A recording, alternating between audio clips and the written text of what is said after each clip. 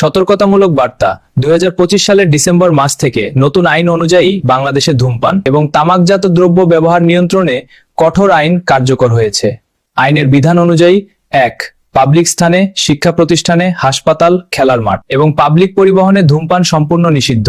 2. শিক্ষা প্রতিষ্ঠানগুলির 100 মিটারের মধ্যে তামাকজাত দ্রব্য বিক্রিও নিষিদ্ধ এবং সিগারেট সহ সব ধরনের উদীয়মান তামাকজাত দ্রব্য ব্যবহারও নিষিদ্ধ। আইন অনুযায়ী পাবলিক স্থানে বা পাবলিক পরিবহনে ধূমপান করলে সর্বোচ্চ 2000 টাকা জরিমানা হতে পারে। আর শিক্ষা প্রতিষ্ঠান, হাসপাতাল, খেলার মাঠ ইত্যাদির 100 মিটারের মধ্যে তামাকজাত দ্রব্য বিক্রি করলে 5000 টাকা পর্যন্ত জরিমানা হতে পারে।